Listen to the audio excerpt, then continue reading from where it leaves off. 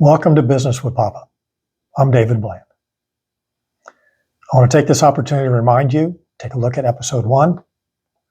If you haven't already, come to have at least your own understanding of my background and whether I know what I'm talking about, whether I've done these things, as opposed to just read about them or taught about them, whether I've actually been in the trench, experienced the highs, the lows, the beatings, the successes, and have some insight as to what you should be thinking about and you should be doing. Don't take the word of anybody that you see on the internet.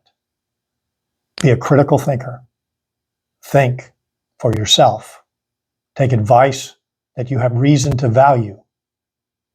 Ignore what you have no reason to know is true.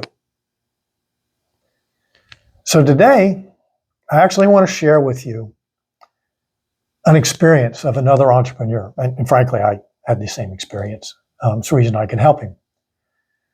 But in my commercial building, I have a very successful construction management firm. Now, he was a new entrepreneur when he moved into my building several years back. And of course, we got to know each other, right? We entrepreneurs, we love each other because we have so much in common. And I watched him try to run his company, all the chaos that I know each and every one of you have experienced in different ways, regardless of your business type. And where possible, I would give him a hint or give him advice or whatever. Now, let me say this. If you run a business where people buy your products and pay you right on the spot, this particular lesson or episode won't have as much value for you.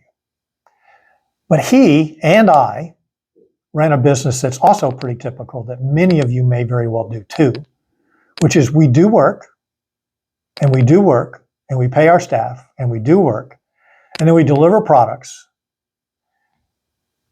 and then we wait 15 days, 30 days, 45 days, 90 days for our client to pay us. If you don't do this, it's called net 30 or net 45, right? That's what your contract with your client will say. You send us a valid invoice, you have to give us sufficient time to decide it's valid, and then we'll send you your money. So you might be able to figure out, if you run that kind of business, you know what that means. If you're planning on running that kind of business, you will learn what it means. And if you don't run that kind of business because you get cash as you sell your products, then maybe this doesn't help you as much as I would hope it would. In any case, that's the kind of business he ran. And so we were chatting one day and he said, I don't know, man. I don't know. He says, I'm not making any money. Can't pay myself.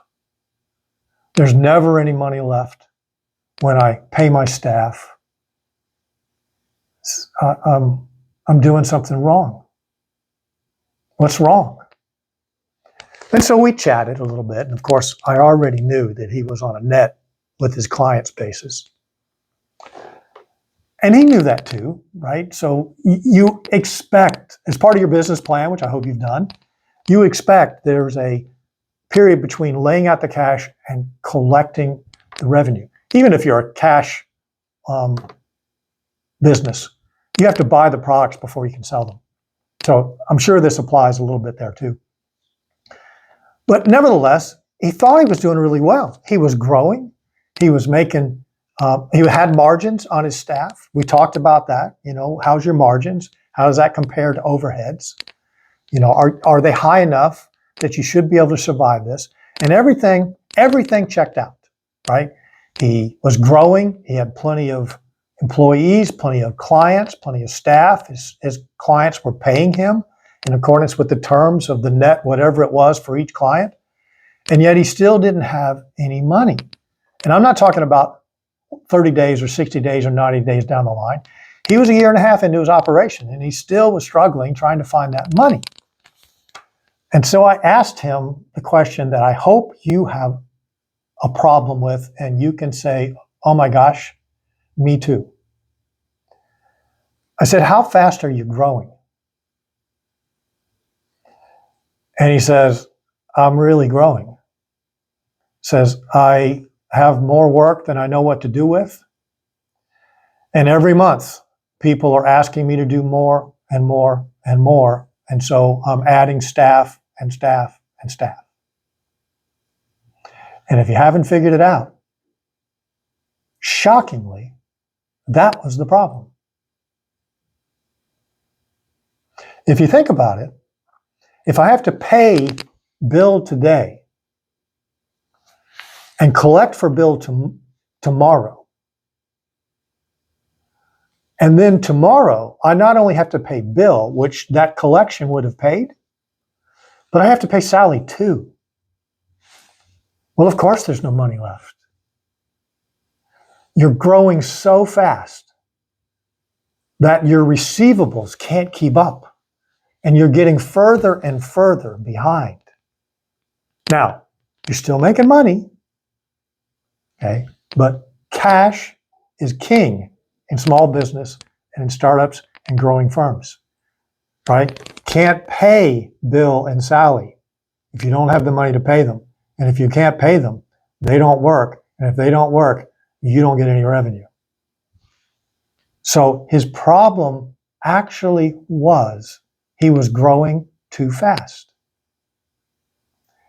His money could not keep up with his growth. And as weird as this may sound, and as contrary to what business owners and entrepreneurs want to do, the answer for him to stay competitive, I mean, you could just raise prices, right, and you'd get plenty of money. But at some point, we all know clients stop buying. So for him, actually, the answer was to slow down his growth. That answer may be applicable to you too.